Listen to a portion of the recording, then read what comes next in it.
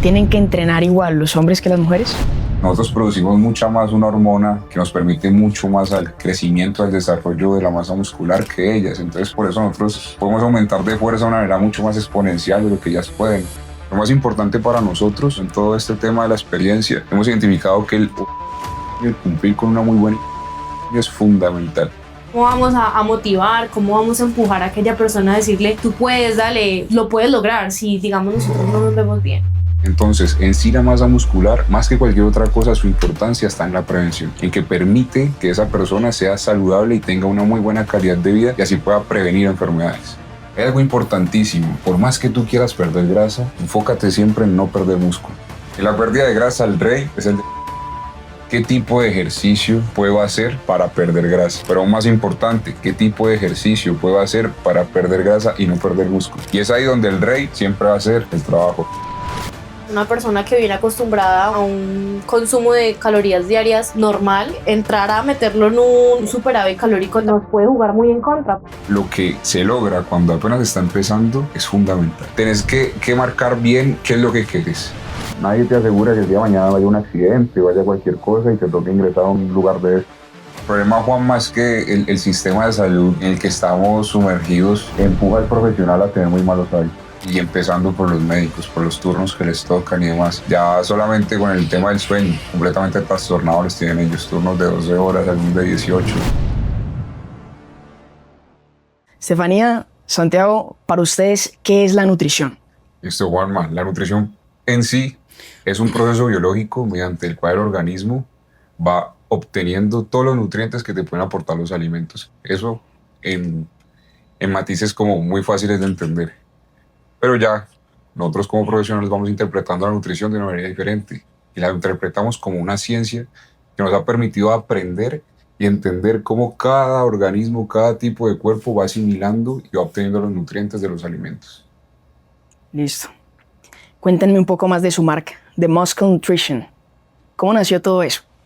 Bueno, nuestra marca nace desde nuestras experiencias laborales después de habernos graduado, donde yo me fui más por una parte de consultas en IPS, atendiendo pacientes de enfermedades de alto costo, VIH, psoriasis, también vi mucha hemofilia. Y Santiago se fue más por una parte hospitalaria, más una UCI, hospitalización, urgencias. Entonces cada uno pues cogió como dos caminos distintos, pero a la larga identificamos pues como un mismo problema. Y el problema era que, digamos, las enfermedades o la razón por la cual entraban las personas a los hospitales, pues muchas veces se quedaban en el hospital, fallecían o su recuperación se hacía demasiado extensa por la falta de la masa muscular. O sea, la masa muscular no es algo que se trate o que se tenga muy en cuenta a la hora, digamos, como de presentarse en alguna enfermedad. Siempre es como algo más, curemos la enfermedad a costa de cualquier cosa, así la persona pierda la masa muscular, así la persona llegue a una desnutrición. Entonces, eso fue, digamos, algo que identificamos cada uno de los dos escenarios en los que estábamos y llegamos a la conclusión de que, pues nosotros, la carrera que hicimos, todos los estudios durante tantos años, lo queríamos enfocar en la importancia de la masa muscular y cómo ese órgano vivo, como lo identificamos, puede llegar a salvar a las personas. Ya. Y hablando de ese tema, ¿cuál es la importancia de la masa muscular? ¿Cuál es la importancia de la masa muscular para mantener una buena salud en general? Sí, como te decía Estefanía, desde ahí partió todo, pero a la pregunta que nos haces va mucho el tema del por qué la nutrición. La nutrición, a diferencia de la medicina, funciona más en un ámbito de la prevención, ¿sí? Más que de la curación como tal. Y para poder prevenir, pues hay que tener unos puntos, que ahorita probablemente hablemos de ellos, para poder tener como que una salud que te permita disfrutar de una muy buena calidad de vida y así prevenir enfermedades. Y es ahí donde juega el papel importantísimo la masa muscular. La masa muscular es el factor más importante para prevenir. Después de que tú tengas en tu composición corporal un muy buen porcentaje, una muy buena cantidad de masa muscular, no tienes que ser fisicoculturista, no tienes que ser enorme, sino que tener una buena cantidad de masa muscular. Vas a prevenir una cantidad de enfermedades que ni te imaginas. Entonces, en sí la masa muscular más que cualquier otra cosa, su importancia está en la prevención, en que permite que esa persona sea saludable y tenga una muy buena calidad de vida y así pueda prevenir enfermedades. Y bueno, no solamente prevenir, sino también, digamos, como que tener una buena calidad de vida mientras los años van avanzando. O sea, cuando la persona llega a sus 60, hasta los 50, se comienzan los dolores que la rodilla, que no me puedo sentar sola, que me subí una escalera a limpiar la ventana y eso son, o sea, la falta de masa muscular te limita demasiado para ser una persona independiente. Ya. Ya que mencionaron esos puntos que se necesitan para tener una buena salud, ¿cuáles son? Listo, nosotros en nuestra práctica, a medida de que comenzamos a avanzar en este tema del ejercicio en nuestra profesión, hemos identificado 4 puntos y es lo que siempre hablamos con nuestros pacientes. Sí, la masa muscular es fundamental. La masa muscular juega un papel importantísimo. Pero para tú poder tener una buena cantidad de masa muscular tienes que cumplir 4 puntos. Entonces los definimos por nivel de importancia. Y va a ser curioso porque no vamos a poner la nutrición como lo más importante. Lo más importante para nosotros, con lo que hemos visto, estudiado, aprendido en todo este tema de la experiencia, hemos identificado que el horario del sueño, el cumplir con una muy buena higiene del sueño es fundamental. Dormir bien, descansar, ¿sí? Ese descanso, pero durmiendo, ¿sí? Cumplir con unas horas de sueño. Esas horas del sueño normalmente tienen un promedio, pero nos gusta mucho como hacer un apartado en cada persona, individualizar cuántas horas debe cumplir cada persona para poder, según el paciente que tengamos enfrente, porque también hay que aplicar mucho el contexto. Después de ese otro tema, viene un segundo papel fundamental, es el papel de controlar el estrés o el factor del estrés, ¿sí? Ese está como en la segunda posición. Si una persona que mantiene estresada, una persona que todos los días no puede controlar sus factores emocionales y demás, se ha identificado que es una persona que va a estar inflamada. Y como resultado de esa inflamación, pues van a venir muchas patologías arrastradas por eso. Si quieres, de tú las últimas 2. Bueno, la tercera vendría siendo ya pues el tema como del ejercicio, de darle el estímulo como tal a, a, a incrementar esa masa muscular. Para nosotros sí es muy importante que la persona sea activa, pero pues sabemos que el personal de salud siempre manda al paciente a caminar. Sabemos que caminar sí, es vital, pero no es algo que nos vaya a nosotros permitir hacer que haya un crecimiento de esa masa muscular. La única manera es pues haciendo las pesas, trabajando de la mano de si hay alguna limitación física pues de un fisio o pues teniendo como tal un entrenador. Y ya pues la última sería la alimentación, que también pues va muy de la mano, solamente que nosotros hacemos mucho énfasis al paciente que nosotros cumplimos con un 20%, que vendría siendo cómo te vamos a mandar esa alimentación, pero el 80% pues es la disciplina y el compromiso del paciente con como tal, cómo se alimenta. Listo. Exacto, como para que quede claro, es como que la alimentación es la base y después vienen ahí las otras que son muy importantes, pero que si no hay una base clara en cuanto a la alimentación, con una pirámide como tal, pues no va a dar un muy buen resultado como tal. Claro, una pirámide. Exacto. ¿Qué les parece si vamos por cada uno de los puntos de la pirámide mencionando herramientas prácticas para las personas para que puedan mejorar cada una de esas áreas? Empecemos con el sueño. Si una persona quiere empezar a mejorar su sueño, ¿cuál es el primer paso que debe dar? Ok. Bueno, pues pensamos que el primer paso es llegar a identificar, digamos, como qué es lo que te está limitando a obtener esas horas de sueño. Si es trabajo, si es que no estás organizando bien tus horarios del día, si son estas pantallas, los celulares, los computadores, digamos, son factores que uno cree que de pronto no influyen, pero en realidad sí. O sea, cuando uno está tan activo a la hora ya de conciliar el sueño es totalmente, es complejo, pues como conciliar ese sueño profundo. También, digamos, que digamos, por ejemplo, nosotros mandamos a veces la suplementación con el magnesio. Es una herramienta que nos ayuda como tal a esa parte de relajación y ya conciliar un sueño más profundo, porque no es lo mismo si me acuesto a las 9 de la noche, pero constantemente en la madrugada me estoy levantando. O sea, eso no es adquirir un sueño como tal profundo. Ya. Sí, exacto. Con el sueño también viene mucho el tema de la alimentación, ¿sí? Hay que tener como una diferencia en cuanto a cuándo fue la última comida y la hora que me voy a acostar. que también puede hacer un papel fundamental, que de hecho tú aplicas muy bien, lo que te conocemos. Y sí es fundamental como que la gente dice como que, uy, no voy a comer hasta tal hora o no voy a comer esto o lo otro para poder descansar bien. Muchas veces eso también va muy aplicado al contexto, porque hemos conocido personas que entrenan su intestino para comer un filete de carne enorme y se acuestan a la hora siguiente y tienen un sueño perfecto.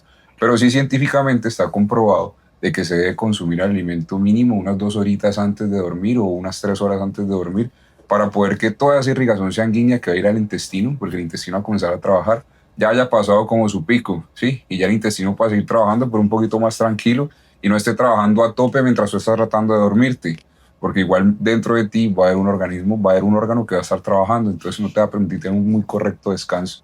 Entonces es importante saber qué se está comiendo y hasta qué punto se come para después pasar a dormir. Listo. Eso hace parte de la higiene del sueño, ¿correcto? Sí. ¿Qué otras herramientas prácticas así podrían aplicar las personas, aparte de comer temprano y no exponerse a luces artificiales, para mejorar su higiene del sueño? ¿Qué tema en sí quieres que te hablemos de eso que nos estás preguntando? Para que las personas no estén tan alerta y tan activas a la hora de querer conciliar el sueño. Ok, porque bueno, mira, ahí sí es fundamental pues lo que veníamos hablando, las pantallas azules y demás, porque esos pues activan un poquito como el sistema nervioso y también te dejan como que muy de hiperactivo, por decirlo así, ¿sí? Muy anímico. Entonces, ¿qué también se busca mucho? Se busca mucho poder haber hecho entrenamientos, ¿sí? O haber hecho ejercicio, ¿sí? A un nivel bastante exigente, siquiera un tiempo muy prudente antes de acostarse a dormir, ¿sí? Como que no haber entrenado y después como que como algo muy rápido y ya a los 40 minutos estoy tratando de dormir, porque a veces el cuerpo queda tan cansado y el cuerpo había estado tan activado que conciliar el sueño se hace muy difícil. Entonces, ¿qué se recomienda también mucho?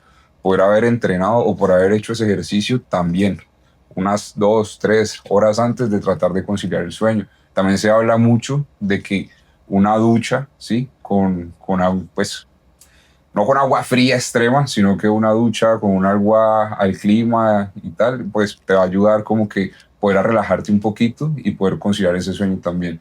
Se habla mucho de las frecuencias cardíacas, de la frecuencia cardíaca, perdón. El hecho de que tú tengas una frecuencia cardíaca ya estable, que eso es lo que me refería con el ejercicio, ya como más controladita, ya más de descanso, de reposo, pues te va a ayudar a conciliar el sueño. Pero si tienes las frecuencias cardíacas muy incrementadas y unas pulsaciones bastante altas, pues no va a permitirte también controlar o conciliar ese sueño de una manera pues buena.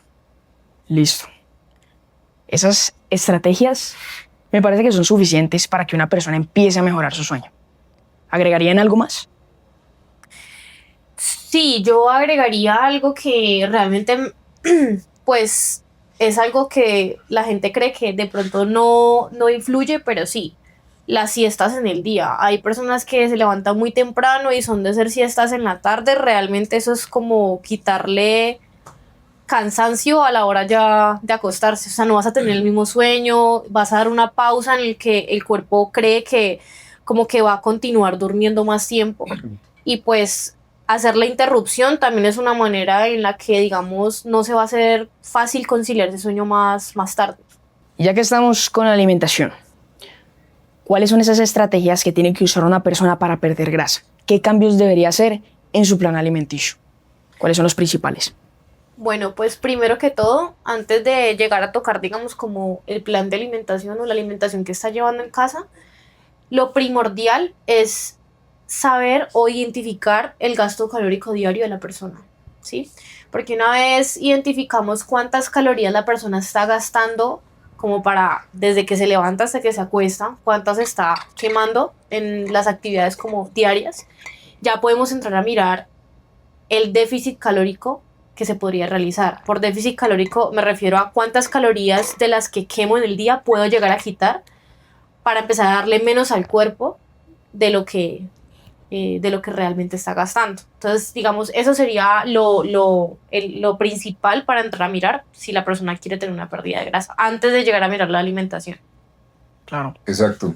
En la pérdida de grasa, el rey es el déficit calórico, ¿sí? Y en la pérdida de grasa siempre va a ser el déficit calórico. ¿Qué hay estrategias? Sí, que con cuál macronutriente puedo jugar y con cuál no. Juanma, aquí depende completamente del contexto, ¿sí? Depende completamente del contexto, porque normalmente al consultorio siempre va a llegar la persona o toda la persona que llega, obviamente no quiere ganar grasa, ¿sí? El problema es que a veces nos llegan fisicoculturistas, como pueden que a veces nos lleguen niñas de 14 años, ¿sí? O puede que nos lleguen adultos mayores de 80 años, ¿sí?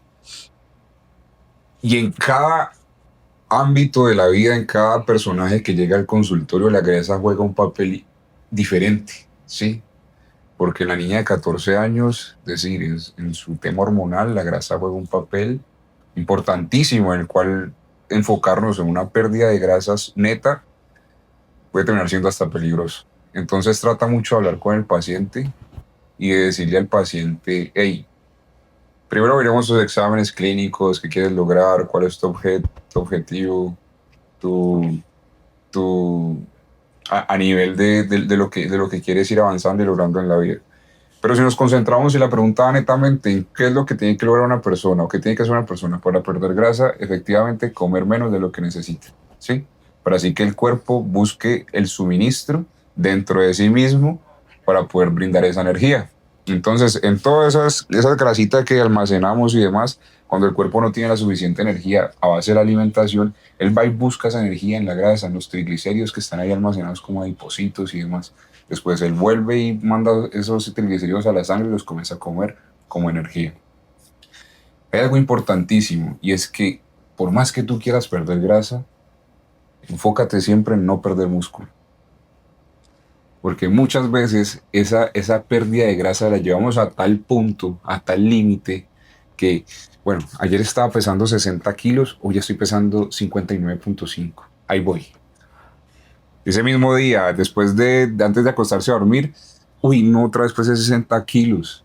Hey, dale tiempo al tiempo, ¿sí?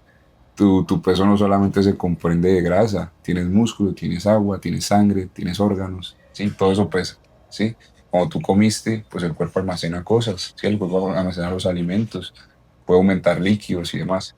Entonces, en esa pérdida de grasa es fundamental entender eso. Y es fundamental acompañar siempre esa pérdida de grasa de ejercicio, que es el otro tema que hay que tocar y que es bastante importante. ¿Qué tipo de ejercicio puedo hacer para perder grasa? Pero aún más importante, ¿qué tipo de ejercicio puedo hacer para perder grasa y no perder músculo? Y es ahí donde el rey siempre va a ser el trabajo de fuerza y de hipertrofia. Llámese señora de 80 años, llámese niño de 17, llámese mujer de 45 años, ¿sí? Yo creo que la gente piensa que el gimnasio es para el fisioculturista, para el que va a ir a competir un Mister Olympia o algo así. No, el gimnasio es para todos nosotros, ¿sí? Entonces es combinar el entrenamiento de fuerza mínimo 4 veces a la semana. Son las estrategias que se recomiendan mínimo 4 veces, bueno, 3 veces si es que definitivamente no puedo ir más. Pero igual tiene que hacer entrenamiento cardiovascular. Y para perder grasa, uno de los entrenamientos que más se ha demostrado que es de los más efectivos y ayuda mucho con el tema del tiempo, que es lo que la gente no tiene para entrenar, es el cardio hit, ¿sí? Entonces un entrenamiento de alta intensidad por intervalos, donde se elevan mucho las frecuencias cardíacas y de golpe vuelven y se bajan. Un entrenamiento que dura 20 minutos, máximo 25, ¿sí? O incluso hay unos que duran 15 minutos. Entonces después de hacer su entrenamiento de fuerza, siempre después, nunca antes, usted pasa a hacer el entrenamiento cardiovascular, ¿sí? El cardio hit pasa a ser una herramienta fundamental. Que es que no me gusta hacer ese entrenamiento hit tan fuerte, siento que me voy a desmayar de lo mareada que quedo y más. Listo, hay otro tipo de cardio que es el cardio list, un entrenamiento de baja intensidad, pero eso sí, dura mucho más tiempo. Mínimo lo tiene que hacer 45 a 60 minutos. Un ejemplo de un entrenamiento cardiovascular de baja intensidad, poner la caminadora a una inclinación de 15 a una velocidad entre 4 a 4.5 kilómetros por hora durante 45 minutos o una hora. ¿En qué horario la hago? Pues lo ideal es que lo haga después del entrenamiento de fuerza, ¿sí? O hay una estrategia muy buena, hacerlo en ayunas, pero no todos pues tienen tiempo de hacerlo en ayunas, pero sería muy bueno. Es un entrenamiento de baja intensidad, pones tu serie y créeme que la grasa va a comenzar a irse. O el entrenamiento de cardio hit, que para nosotros es el que más nos gusta, incluso combinándolo con sprints, porque se ha demostrado que los sprints también ayudan mucho en la producción de hormona de crecimiento, que pasa a ser una hormona fundamental para la oxidación de grasas, la pérdida de grasa. Listo, ya que tocamos ese tema, ¿por qué el cardio en ayunas? Muchas personas dicen que sí, que eso es lo mejor, y otras dicen no, eso no sirve para nada, da igual que esté en ayunas o que no esté en ayunas. ¿Por qué en ayunas es más beneficioso para la pérdida de grasa? Okay. Pues claramente, obviamente, hay que aclarar que ese cardio en ayunas no puede superar los 60 minutos. Y realmente en ayunas, porque nosotros venimos de un ayuno prolongado de la noche, donde pues no tenemos, digamos, ningún sustrato o ninguna manera de agarrar energía más que de ya la grasa. O sea, no hemos comido ningún carbohidrato que nos dé como la energía, sino que vamos a intentar utilizar la base de las grasas. Entonces, digamos, por eso se recomienda en ayunas, y pues el de la duración del cardioliz, pues no más de 60 minutos. Exacto, es un método, pero no es que sea como una religión, ¿sí me entendés? No es que sea o eso o no vas a quemar grasa. Sí, Sino que es un método, como decía Estefanía, aprovechando que no hay glucosa en sangre, ¿sí? Claro. Entonces, como no hay glucosa en sangre, el cuerpo va a buscar la energía en los adipocitos, pero siempre y cuando sea un entrenamiento de baja intensidad.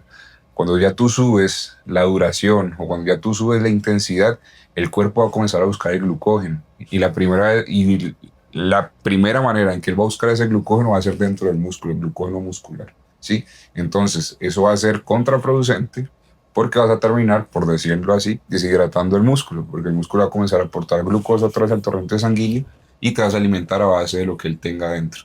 Entonces, siempre, si vas a hacer cardio en ayunas, procura que sea un entrenamiento cardioliz, un entrenamiento de muy baja intensidad, ¿sí? Trabajar en zona 1, máximo zona 2, ¿sí? Eso sí, tiene que durar mínimo 45 minutos, máximo una hora, ¿sí?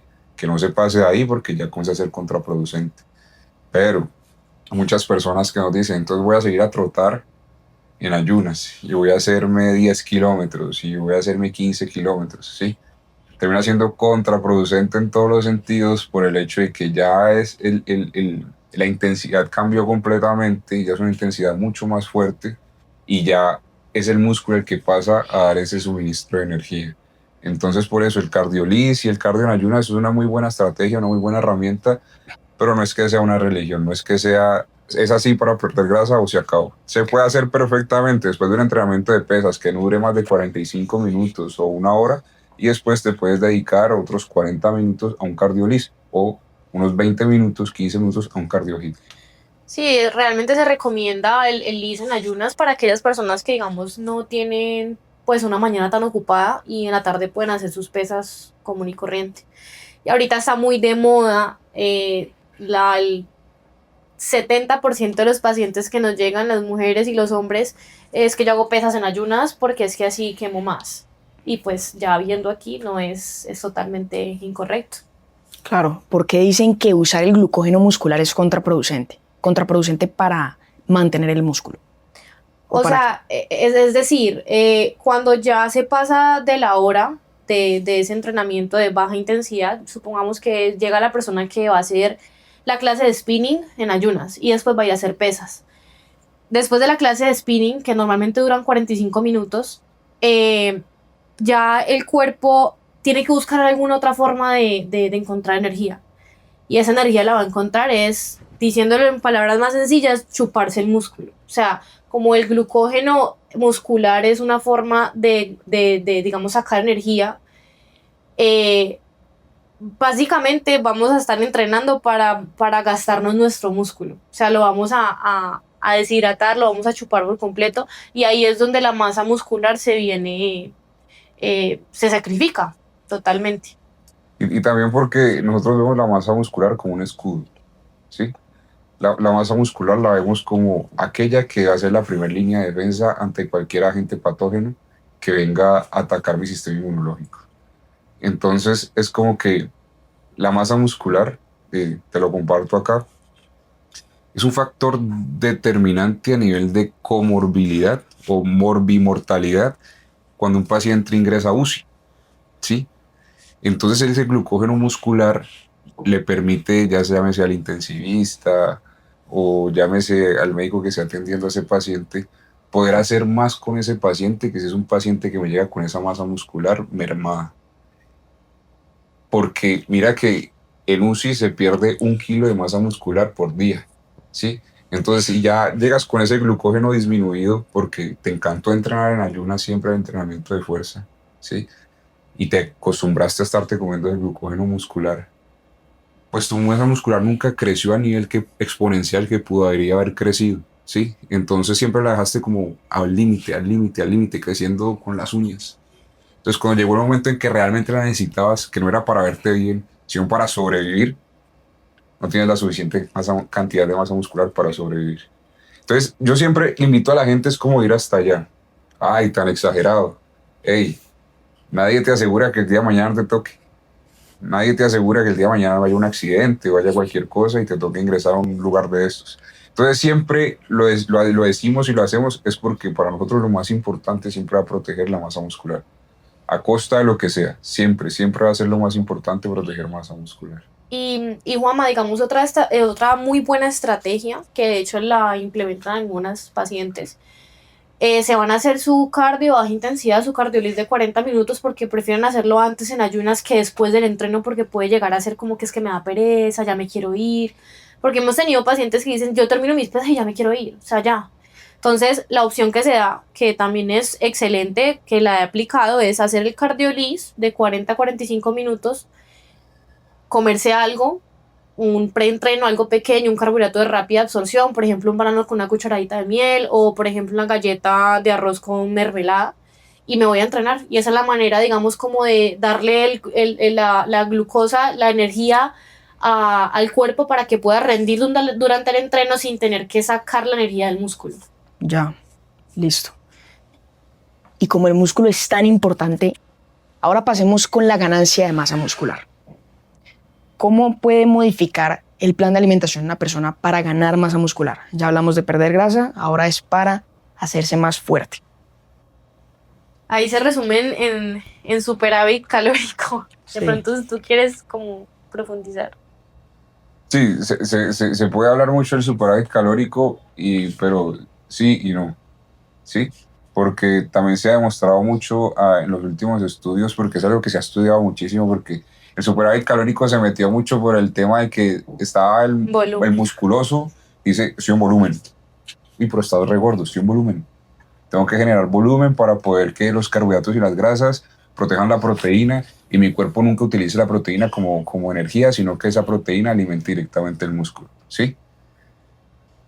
Mira que no. Oh, sorpresa, ha llegado últimamente. Que hasta con calorías de mantenimiento, ¿sí? Puedes generar masa muscular. Todo depende del balance a nivel de macronutrientes, la cantidad de macronutrientes que le estás dando al cuerpo y también de la estrategia que estés aplicando. Volvemos y te decimos, en un tema de ganancia de masa muscular, proteger el músculo, ahí sí que puede ser aún más importante, ¿sí? A tope. Porque si queremos que el músculo sea el que crezca y el que se desarrolle, pues necesitamos que ese músculo casi que nunca nos aporte energía para las cosas que tenemos que hacer día a día. Entonces se busca mucho controlar y enfocarnos mucho en el tema de fuerza e hipertrofia, ¿sí? Trabajar el músculo a tope. Pero también se busca mucho en mirar qué estoy haciendo en los días de la semana y qué días necesito comer más y qué días necesito comer menos, ¿sí? Porque es que de nada sirve vos ganar músculo y llenarte de grasa, de grasa y de grasa, si después te va a tocar hacer un volumen en el cual para perder toda esa grasa vas a sacrificar músculo. Entonces sí, ganaste 10 kilos de músculo, uf, ojalá, pero terminaste ganando 15, 20 kilos de grasa, ¿sí? Para poder perder esa cantidad de grasa, vas a terminar perdiendo mucho músculo también. Entonces, ¿de qué te sirve? Entonces, lo que siempre le decimos a la gente es, hey, no se me afane, no se preocupe por verse como Arnold Schwarzenegger en 3 meses. No, tranquilo, hágalo suave. Hay un factor genético que lo predispone a usted completamente. Hay gente que tiene mucha facilidad para generar masa muscular, como otros que se les complica demasiado.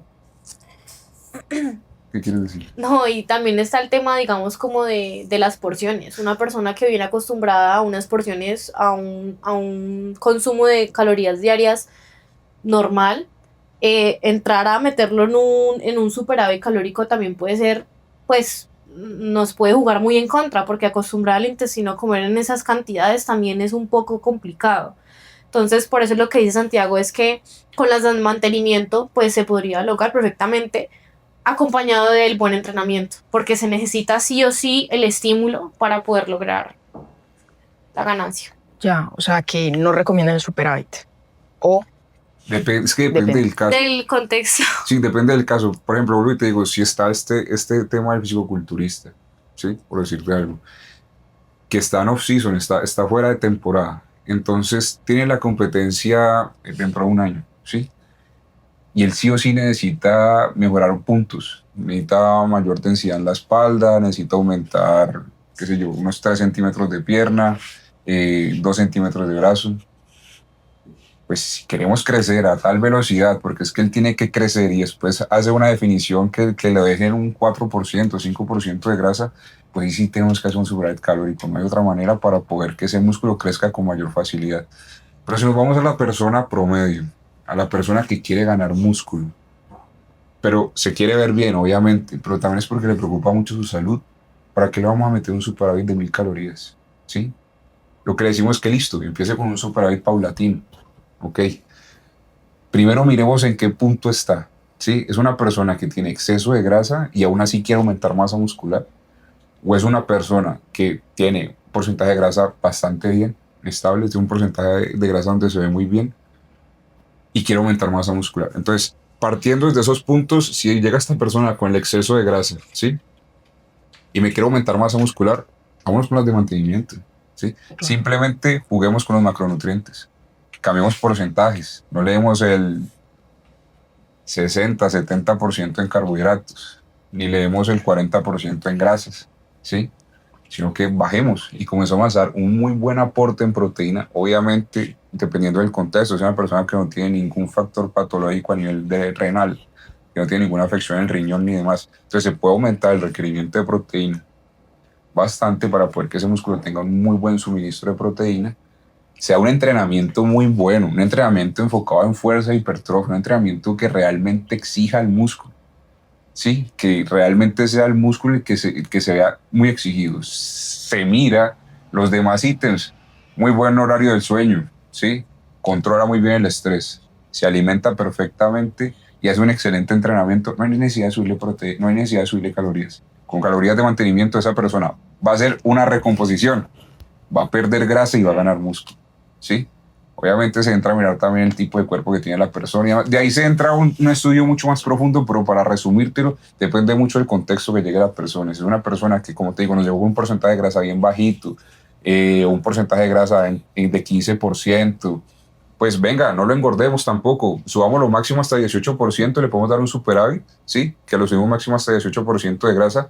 Pero de ahí para allá seguimos haciendo mini cortes, temporadas de definición pequeñas. Comenzamos a hacer muchas estrategias para poder que esa persona no es que se nos engorda, no es que le crezca mucho el tocino, pero le crezca bastante la masa muscular, ¿sí? ya, o sea, están hablando de superávit, pero muy controlado y pequeño. Exacto, y muy Corto individualizado, tiempo. y muy individualizado. Claro. Depende, y lo ideal sería que esa persona se esté haciendo toma de medidas para que, como te digo, después esa persona diga, uy, aumenté de masa muscular, pero no llega así cachetoncísimo, una barrigota. Ahorita quiero perder grasa. Uf. No, y más que, digamos, no falta que uno como mujer quiere subir masa muscular, pero lo que menos quiere es la grasa. Entonces ahí, digamos, el superávit no sería, pues, una buena opción.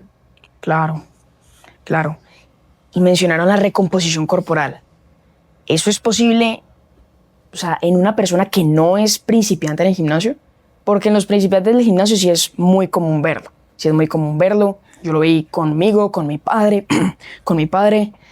Pero de ahí para allá, como el cuerpo ya no está tan afanado por crear músculo, ¿se puede lograr fácilmente o qué hay que tener en cuenta?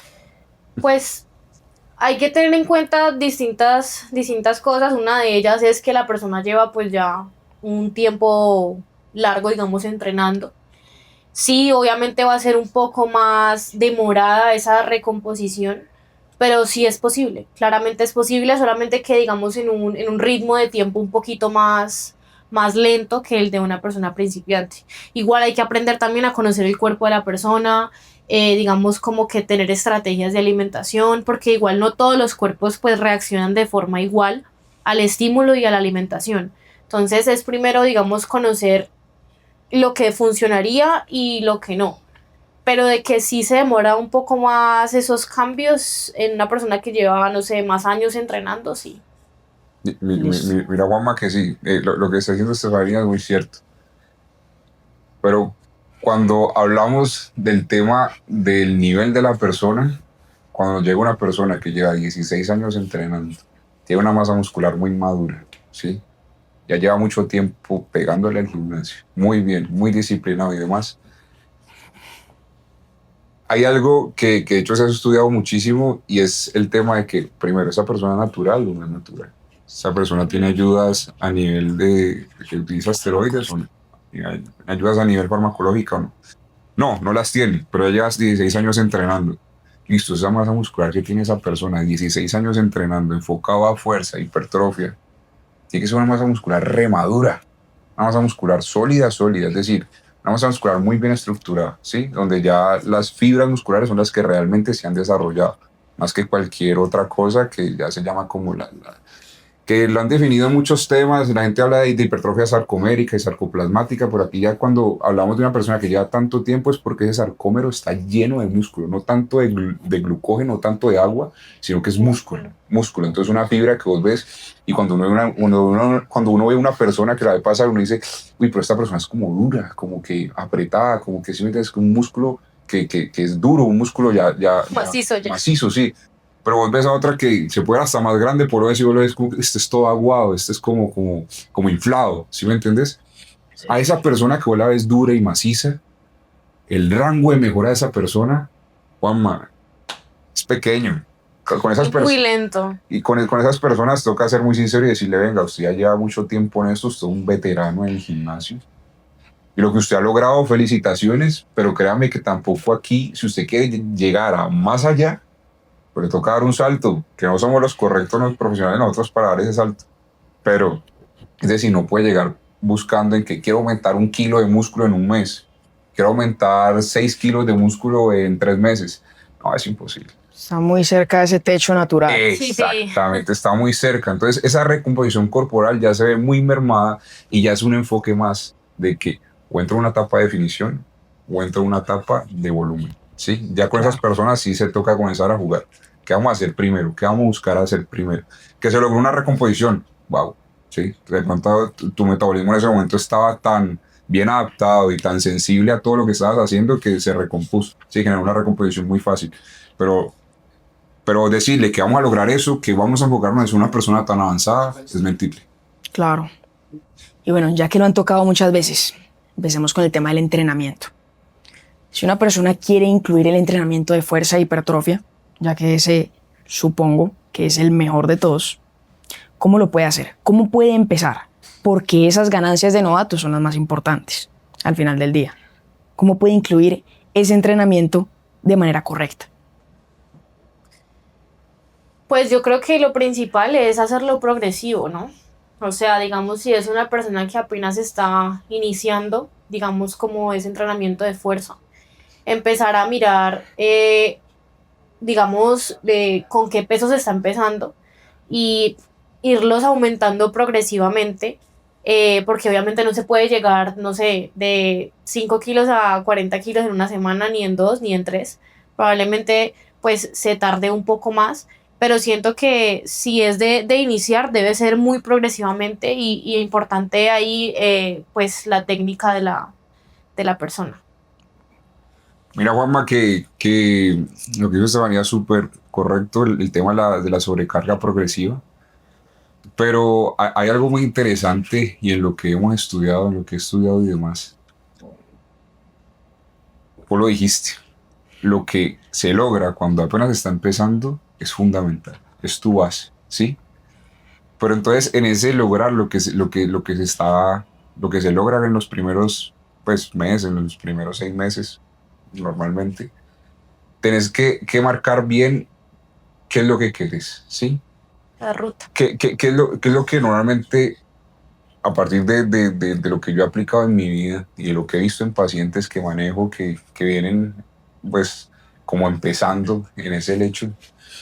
Mira que en tema de entrenamiento, viendo varios autores y varias personas, figuras públicas, fisicoculturistas, preparadores físicos y demás, siempre hablan de que los ejercicios compuestos terminan siendo una gran base para esas personas. Porque el ejercicio compuesto muchas veces se ve arraigado a que no solamente te trabaja la masa muscular, sino que a nivel motriz también trabaja el sistema nervioso, ¿sí? Entonces muchas veces esa memoria muscular que tenemos termina siendo también fundamental, ¿sí? Además de que, por ejemplo, un ejercicio como la sentadilla, un ejercicio como el press banco plano, un ejercicio como el peso muerto, son ejercicios que si vos los empezás, no de totazo, sino que tenés a alguien que te vaya instruyendo en cómo hacerlos. Una vez coges bien la técnica, lo haces perfecto. En esos ejercicios, tu fuerza puede aumentar demasiado, ¿sí? Y créeme que el aumentar fuerza es una de las indicaciones o los indicativos más importantes que tenemos de que se ha aumentado masa muscular. Sí, las medidas son importantes y todo este tema y demás, pero si no ha aumentado músculo, no va a aumentar fuerza. Pero si has aumentado fuerza, lo más seguro, casi que el 99% de seguridad, es que aumentaste masa muscular, ¿sí? Y en medir fuerza en ejercicios como el peso muerto, el remo, el banco plano, la sentadilla, para ser muy sencillo, ¿sí? Voy agregando a 1 kilito, 2,5 kilos y voy subiendo. A lo que les venía diciendo, ir subiendo peso. Entonces se conoce como la sobrecarga progresiva, que para nosotros es el método más correcto para ir aumentando masa muscular. Siempre le decimos a la gente, hey, empiece con los compuestos. Apréndase a la ejecución de los ejercicios. ¿Cómo se deben hacer? Obviamente son ejercicios que tienen riesgos, ¿no? Porque se puede mover mucho peso, porque se involucran muchos músculos. Pero una vez usted los maneje y pueda aumentar fuerza en esos ejercicios, créame que cuando usted vaya a hacer ejercicios accesorios, con poleas o con mancuernas, algo mucho más aislado, al bíceps, al cuádriceps o algo así, usted va a tener mucha fuerza para hacer esos ejercicios y va a tener a nivel articular y demás, va a ser una persona mucho más densa y mucho más fuerte, ¿sí? Listo. ¿Y cómo puede conseguir esa persona una sobrecarga progresiva? ¿Qué estrategia tiene que usar? Por ejemplo, registrar su entrenamiento. Exactamente. Sí, íbamos a hablar de registrar, digamos, el entrenamiento, pero también está, digamos, es importante también mencionar, digamos, como que le voy a dar a mi cuerpo antes de esos entrenamientos y después, porque pues obviamente hay estrategias nutricionales que, digamos, como que te ayudan a obtener esa energía mucho más rápida y que sirva durante el entrenamiento, o digamos la alimentación intraentreno también cuando ya llega un punto en el que, digamos, voy a hacer un entreno de fuerza, un entreno donde voy a registrar los PRs que hice, por ejemplo. Después de eso ya hay un agotamiento. Entonces sería también bien importante agregar algo durante el entreno para volver nuevamente a llenarnos de esa energía. Entonces esa también, digamos, sería algo a tener en cuenta a la hora de hacer progresivamente pues, el avance en pesos. Sí, es decir, para poder que aumentes tu fuerza, lo que no se nota no se sabe, ¿sí? Tantos ejercicios que uno hace a lo largo de la semana, tantos entrenamientos que se hacen, si vas a hacer algo nuevo la semana que viene y vas a repetir el mismo movimiento, si no supiste cuánto moviste la semana pasada, pues va a ser muy difícil que hagas tu progreso, ¿sí? Va a ser muy difícil que es que la semana pasada moví 100 kilos en sentadilla, esta semana voy a intentar mover más, pero es que no me acuerdo cuánto moví la semana pasada, ¿sí? Entonces siempre el anotar es una herramienta, es la más sencilla, la más barata y la más efectiva, por decirlo así. Pero lo que sí se trata, por ejemplo, una estrategia que utilizamos mucho para poder ir haciendo ese avance, porque la idea es que no todas las semanas se saque en PR, no todas las semanas se trabaje a un solo RM, ¿sí? Sino que se trabaje a alta intensidad, pero ya se trabaje con un 85-80% de la intensidad. Y siempre la intensidad nosotros normalmente la medimos con el 1 RM. Entonces, si moviste 100 kilos, se busca que la persona estructure su entrenamiento, ¿sí? Que tenga una estructura de entrenamiento siquiera de 4 semanas. uno de los métodos que más utilizo en mis pacientes es 3 semanas enfocados en hipertrofia, donde la fuerza no pasa a ser el principal objetivo, y 1 semana donde la fuerza es el objetivo principal. Después de eso hay 1 semana de descarga, ¿sí? Porque el sistema nervioso y el cuerpo quedó muy cansado.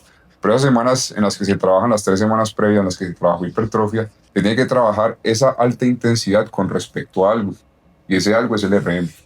Entonces voy a hacer sentadilla. La idea es que esa sentadilla la saques al 80% del RM, es decir, al 80% de esa intensidad. Manejar una intensidad del 80%. ¿Cuánto es el 80% de 100? Pues 80 kilogramos, ¿cierto? De 100 kilogramos, el 80% son 80 kilogramos. ¿Cuál es la idea? Que busques un rango de repeticiones entre 8 a máximo 12 repeticiones con ese 80%.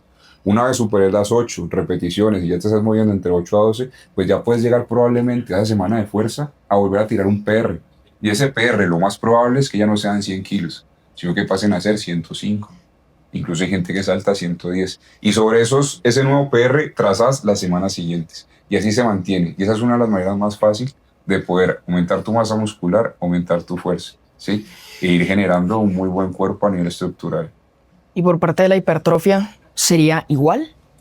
¿O eso es una estrategia diferente? Mira que por parte de la hipertrofia también se trabaja alta intensidad. El problema es que, bueno, el problema no. La idea ¿cuál es?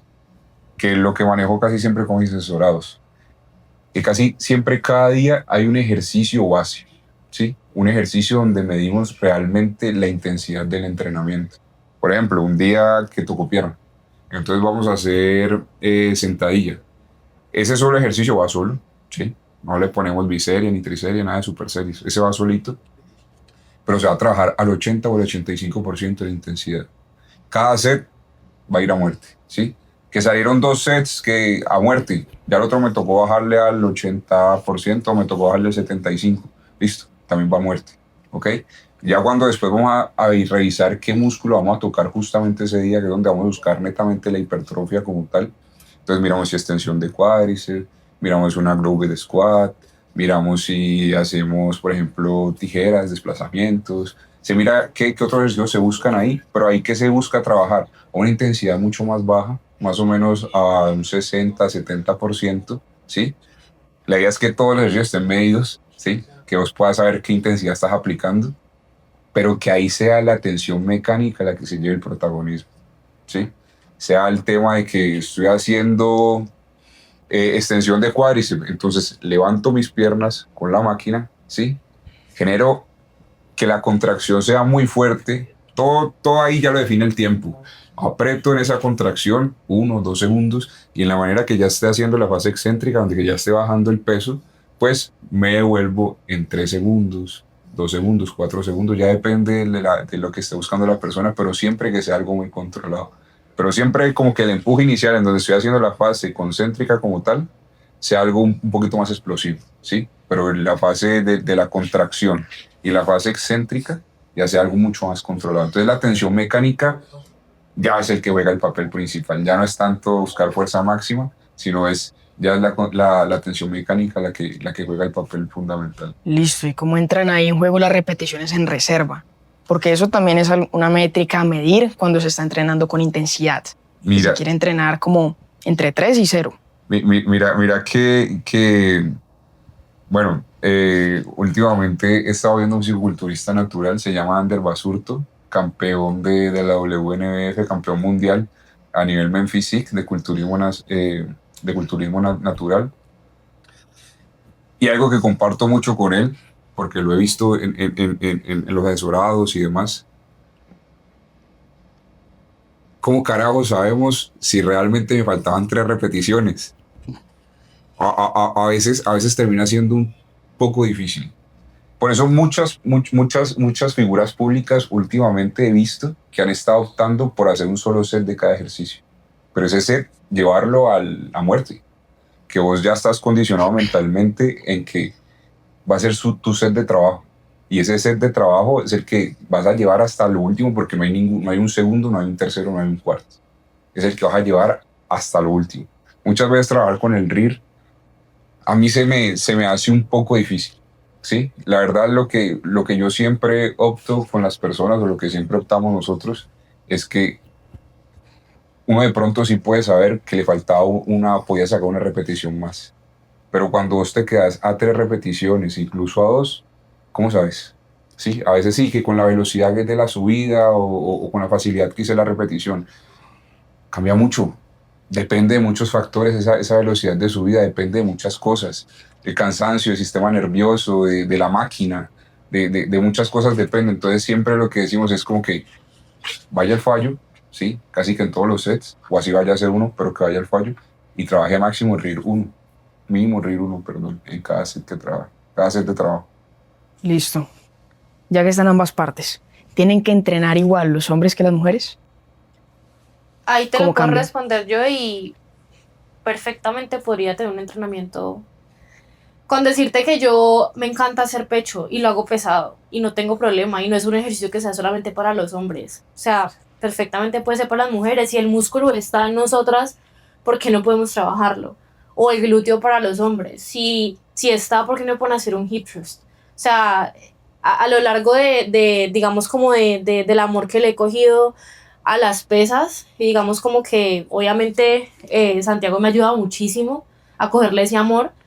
Los entrenamientos que hacemos yo los hago pegado a él, o sea, y es un entrenamiento que es de hombres, por así decirlo, pero no siento que tenga que ser distinto. Obviamente los pesos van a ser completamente distintos, pero no hay ejercicio masculino o ejercicio femenino. Ni Siento tampoco que todas- intensidad. Si la verdad, la intensidad es la mamá de todas. Claro, Todos tenemos que trabajar a alta intensidad si queremos ganar masa muscular. claro. Que si la mujer sí a veces tiene momentos, sí. Que hay momentos en los que la mujer se recupera más fácil, otras veces se le cuesta mucho recuperarse. Pero créeme que la mujer puede entrenar, puede hacer un entrenamiento hombre. Igual, no se asusten con el tema de que me voy a poner como hombre, No va a pasar. porque no es tan fácil, sí. Es decir, nosotros producimos mucha más una hormona que nos permite mucho más al crecimiento, al desarrollo de la masa muscular que ellas. Entonces, por eso nosotros podemos aumentar de fuerza de una manera mucho más exponencial de lo que ellas pueden. Nosotros podemos dar brincos muy grandes cuando los brincos de ellas son un poco más pequeños. Pero igual, siempre hay como una excepción a la métrica y a la regla, y hay mujeres que también aumentan masa muscular con facilidad y mucha fuerza, ¿no? Igual antes de uno como mujer llegar a ponerse grandota por hacer un entrenamiento de hombres, más fácil uno llega a verse chiquita y marcada que antes grande. Primero lograr la recomposición, exacto. Primero Sí, se logra la sí, sí. recomposición. Obviamente trabajando en un contexto de un cuerpo completamente natural, ¿no? Porque pues hay mujeres que, digamos, sí también hacen uso digamos, estos fármacos donde sí ya el desarrollo muscular es un poquito más elevado y las hace ver un poquito más varoniles, por así decirlo. Pero obviamente pues en su ámbito estético es como por competición o algo así, pero no hay manera de que sea un ejercicio para hombre o para mujer, ¿no? Listo, ya tocamos ganar músculo, perder grasa. Ahora hablemos de la estética versus la salud. ¿Cómo se relacionan esos dos conceptos? ¿Es la estética indicador de salud o puede ser que no? Bueno, pues ahí es importante recalcar que nosotros hemos tenido, pues con la experiencia de los pacientes, hemos tenido muy marcado la evidencia ahí enfrente, donde la estética no es un indicador de salud, jamás. Porque realmente, bueno, digamos, tenemos este prototipo voy a hablar por las mujeres, tenemos ese prototipo de mujer donde, digamos, ha tomado la decisión de realizarse alguna cirugía estética, digamos, como que la transferencia de grasa, bueno, todo ese cuento. Físicamente se ven espectaculares porque sí, se ven muy chéveres, se ven con figuras, se ven con armonía, pero una vez entramos a tomar pliegues en zonas donde realmente no hubo trabajo como tal de la cirugía, digamos en brazos, piernas, pantorrilla, entramos a ver que el aumento o bueno, el porcentaje de grasa corporal comparado con el de masa muscular es totalmente distinto. O sea, es un porcentaje de grasa súper alto que no pareciera que lo tuviera realmente, y la masa muscular para abajo. O sea que realmente lo estético no te hace ser saludable en todos los contextos. Como por ejemplo, mira, con el tema estético muchas veces va arraigado también de que mira que a veces la estética sí importa. ¿oíste? Porque mira que hay una métrica que nosotros medimos y es la circunferencia o el perímetro de cintura. Y el perímetro de cintura termina siendo un factor importantísimo para medir la relación de la salud cardiovascular. Entonces, en hombres, cuando el hombre tiene una circunferencia de cintura o un perímetro abdominal mayor a 98 centímetros, ya se comienza a presentar signos de alarma de que esa persona tiende a desarrollar patologías a nivel cardiovascular. Y una mujer, cuando esas medidas superan los 88 centímetros, pasa lo mismo. Entonces, mira que a veces como que a mí me gusta ser gordito, a mí me gusta ser gordita. Porque soy feliz. Soy feliz así. Tenga cuidado, porque a veces la estética no estamos hablando porque se vea bonito, ¿no? Estamos hablando porque tenemos que cuidar su salud. Al fin y al cabo, para eso fue que estudiamos. Entonces, mira, que muchas veces sí la estética tiene mucho que ver. Como también está el hombre que tiene abdominales, pecho grande, músculos súper desarrollados, por el colesterol lo tienen las nubes, ¿sí? Pero también sufre de diabetes. Pero hay muchas variantes ahí, pero la circunferencia de cintura a nivel salud es fundamental. Claro, ahí es donde se almacena toda la grasa visceral, Exacto. que al final es un órgano que produce inflamación, Exacto. básicamente. Y con este tema de la circunferencia de la cintura, he visto muchos médicos dentro del sistema de salud que son gordos. ¿Y por qué están hablando de salud si su propio cuerpo no refleja lo que ellos están predicando? Sí, o sea, Juanma, eso que dices es totalmente cierto y también aplica para el ámbito de nutrición. O sea, ¿quién va a entrar a creerle a un nutricionista que, digamos, físicamente no se vea bien, que no aplique? O sea, que predique todo el tiempo, pero que no aplique a su propia vida. O sea, eso es algo que siento que nos falta muchísimo no sé, en cultura, en caer en cuenta de que, digamos, como me veo en mi carta de presentación. Si yo, digamos, soy un médico especialista en la parte cardiovascular, ¿yo por qué voy a estar fumándome un cigarrillo? ¿O por qué voy a tener unos hábitos terribles que básicamente van a estar afectando mi corazón? ¿O por qué voy a tener una barriga de ese tamaño donde me está indicando un riesgo cardiovascular y me voy a sentar a decirle a mi paciente es que tu circunferencia es demasiado grande y estás en riesgo cardiovascular cuando, ¿cómo está la mía? Entonces, yo creo que nos falta, digamos, muchísimo en ese campo de cómo me veo para poder así, digamos, como impulsar o motivar a la otra persona, que es algo que, digamos, para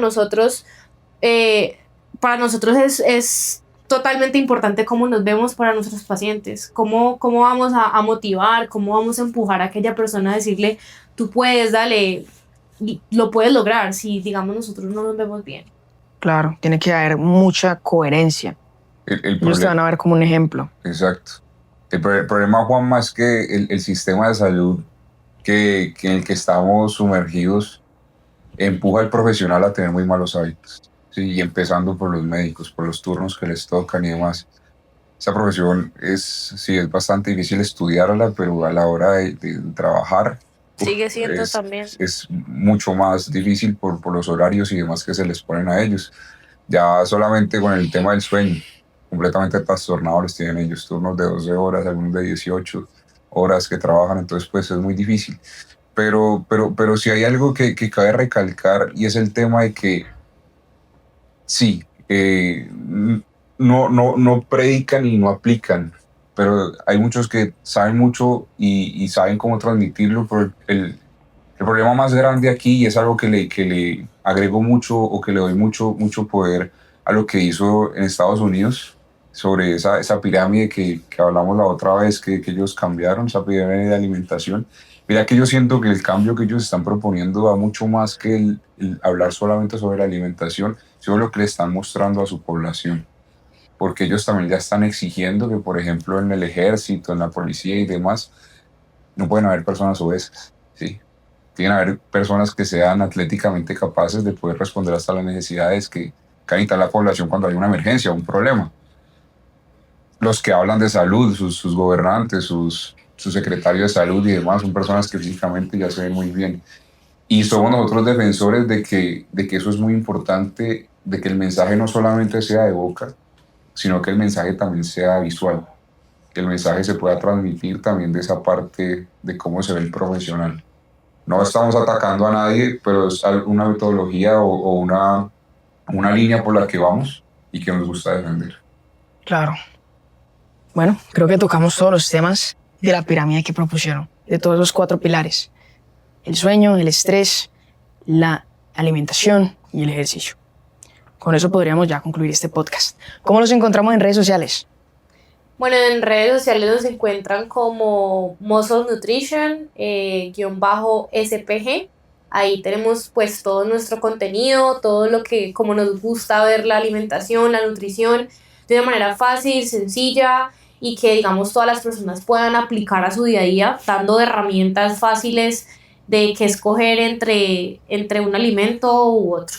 Claro, sí. La importancia no está solamente en las consultas, sino también llevar eso a las personas normales que no irían a una consulta y que necesitan esas herramientas y todos esos tips, todos esos trucos o consejos para su día a día y que no tengan que estar terminando en el hospital, que no tengan que terminar allá por no haber aplicado todos esos hábitos en su vida. Exacto. Sí, básicamente lo que nosotros queremos dar es pura prevención. Claro. Prevenir cualquier tipo de enfermedad. Exacto, porque el músculo es medicina. Exactamente. Mamá, muchas gracias. Gracias a por la ustedes. oportunidad. Dale.